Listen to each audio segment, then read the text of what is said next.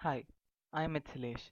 In today's lecture, we're going to look up statistics, mean of a group data, mode of a group data, and median of a group data. Previously, you would have seen certain mathematical representatives or numerical representatives such as mean, mode, median of ungrouped data. Now here, in this lecture, we will extend this to group data and also see the concept of cumulative frequency. The mean of a given data is defined as sum of values of all observations by total number of observations. That is, your data would be given to you in a table like this, where one column gives you xi and the other column gives you the fi. This can also be written as sigma xi fi, it is a product over here, by total xi. It depends on what you take xi or fi as. F here resembles frequency. If suppose an interval is considered, then we consider the average of the interval, calling it the mark. After that, calculation of mean remains the same. The method which I have told you for calculating the mean is termed as the direct method, where you just do this multiplication of xi and frequency by total xi. Now, when the values of data are large, multiplication becomes time consuming. So, we, in order to make that easy, assume a mean from the interval and calculate the deviation of each interval. And rest is the same as we followed in direct method. So, we are assuming A, or we are assuming a particular value in order to reduce the whole interval. But look out here, we have a class interval here. So what do? We bring out something called class mark, which I am representing with CM, which is nothing but initial plus final by 2. So it is nothing but the mean. So my class marks would become 5, 15, 25, 35, and 45. As far as my calculations are concerned, I can directly multiply 1 into 5 plus 3 into 15, 4 into 25 plus 5 into 35 plus 10 into 45. But I would like here to select an A among the class marks. Let it be 25. You can choose anything. You can choose a 5, you can choose a 15, you can choose a 25, whatever your wish. If I choose my A is equal to 25, then my method here is D is equal to xi minus A, where an other table comes here called D, which is equal to x of I minus A. If my x of I here is 5, 5 minus 25 becomes a minus 20, 15 minus a 25 becomes a minus 10, and so on.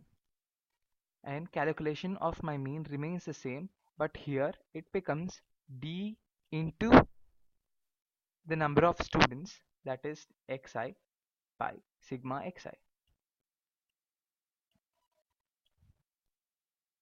Our assumed mean doesn't matter, as the ultimate mean we calculate remains the same. So in order to simplify SF values, we divide the deviation with a quantity so as to reduce the factor and use it for easier calculations. Therefore, we multiply it with a constant h. This method is known as step deviation method. You would have to calculate the necessary and show your calculations if such questions arise in your exams. You need to clearly show the tabular columns and calculate each and everything.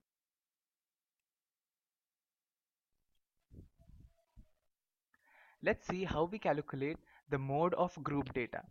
First, when the class with maximum frequency and define it as the model class. Mode is the value inside the model class and is determined by the formula mode is equal to L plus f of 1 minus f of 0 by 2 into f of 1 minus f of 0 minus f of 2 into h, where L is the lower limit of the model class, h is the size of the class interval, f1 is the frequency of the model class, f0 is the frequency of the class preceding the model class, and f2 is the frequency of the class succeeding the model class. Let's analyze this with a problem. A survey conducted on 20 households in a locality by a group of students resulted in the following frequency table. Family size 1 to 3, number was 7, family size 3 to 5, number was 8, 5 to 7, 2, 7 to 9, 2, 9 to 11 was a 1. The modes formula is so represented here. With the model class being 3 to 5, how is it 3 to 5? Because my number here is maximum 8. So my model class becomes 3 to 5. So my L becomes 3.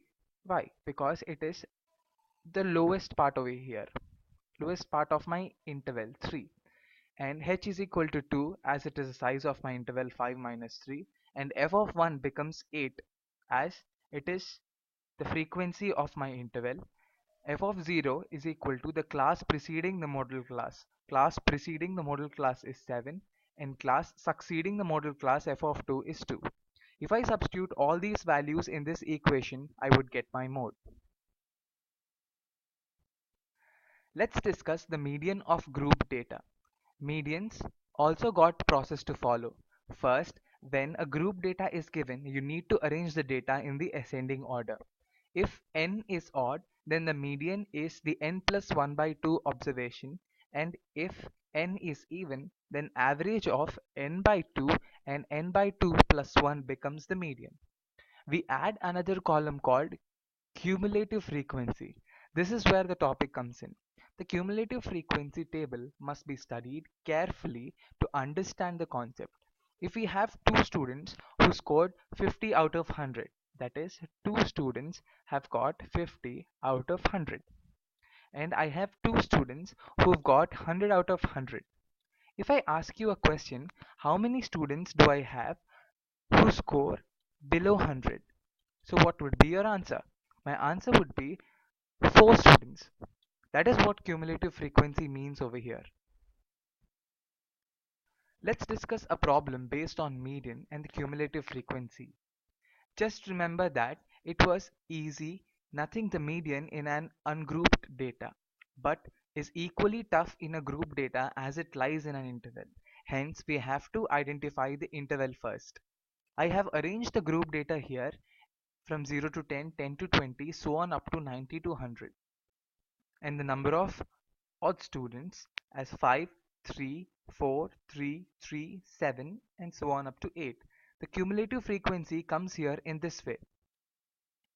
From 0 to 10 I had 5 students, but 10 to 20 I have 3 students. So my cumulative frequency in 10 to 20 marks include 0 to 20. So I have 5 plus 3 which is equal to 8. Similarly 8 plus 4, that is up to 30 marks. How many students do I have over there is the question. I have 12 plus 3 gives me 15 plus 3 gives me 18, so on up to 53. How do we find the median class? I told you over here that if my n is odd, the median is n plus 1 by 2, and if it is even, then n by 2 and n by 2 plus 1 becomes the median. Average of both of them becomes the median. So everything depends on n.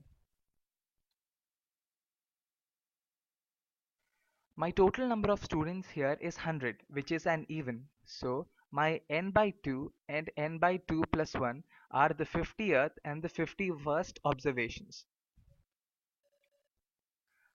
So taking my 50th and 51st observations into mind, I would calculate the cumulative frequency, and then using this formula for median is equal to L plus n by 2 minus C by F into H, I would calculate my median, with L being the lower limit of the median class, n being the number of observations, C being the cumulative frequency of the class preceding. It is similar to the mode, isn't it? F being frequency of the median class and H being the class size. Assuming the class size to be equal, hence the solution we obtain determines that they were half the students who secured those marks. Yes, what does an median mean actually? It determines that point where out of 100, half of the class lies beyond that point and half of the class lies beyond this point. That is, consider an example. If your master says out of 100 marks in an exam the median went 50. What does he mean by The median went 50. He means that half the class has scored below 50 marks and half the class has scored above 50 marks. Thank you. Hope you understood.